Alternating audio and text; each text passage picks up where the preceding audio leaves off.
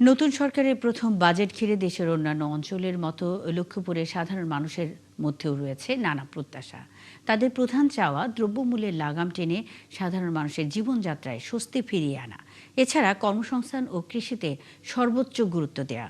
আতর মনিরের তথ্য ছবিতে প্রতিবেদন।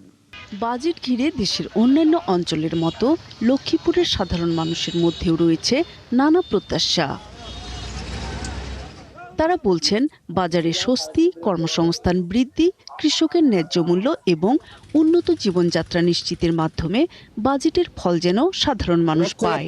বেকার তরুণ যুবকদের নিয়ে ভাববে, তরুণদের নিয়ে বাজেট উত্থাপিত হবে। বিশেষ করে আর্টিফিশিয়াল ইন্টেলিজেন্স, এআই নির্ভর যে প্রযুক্তি নির্ভর যে প্রশিক্ষণগুলো দিবে। সরকার কাছে একটা আবেদন, একটা প্রত্যাশা, যেন আমাদের রাস্তাঘাট গুলো পরিষ্কার থাকে, যেন যানজট না থাকে, রাস্তাঘাট গুলো যেন ভালো থাকে। আসন্ন বাজেটে তাদের প্রত্যাশা জনগণের করের অর্থ যেন ঠিকঠাকভাবে ব্যয় হয়, বিশেষ করে টেকসই অবকাঠামো নির্মাণ, যানজট নিরসন এবং উন্নত নাগরিক সেবা নিশ্চিত করতে কার্যকর উদ্যোগ নেওয়া হয়।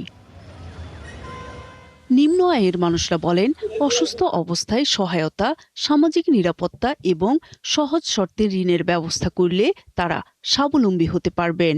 সরকারি ভাবে আমরা যেন লোন পাইয়া বিনা পয়সায় গৃহস্থী করে যেন সরকারি লোন যেন আবার দিতে পরিশোধ করতে পারি, লাভেরটা যেন আমরা গরিব মানুষ লাড়ে ছেড়ে খায়া চলতে পারি। বিনা সুদের কারণে কিছু টাকা পয়সা দিয়ে আমাদেরকে সহযোগিতা করে, তাহলে আমরা ঠিকমতো ব্যবসা করতে পারি। শিক্ষার মান উন্নয়ন, গবেষণা খাতে বরাদ্দ বৃদ্ধি এবং মেধা ও যোগ্যতার ভিত্তিতে কর্মসংস্থানের সুযোগ প্রত্যাশা এলাকার শিক্ষার্থীদের। নূর তাজমিন নীর, ৭১।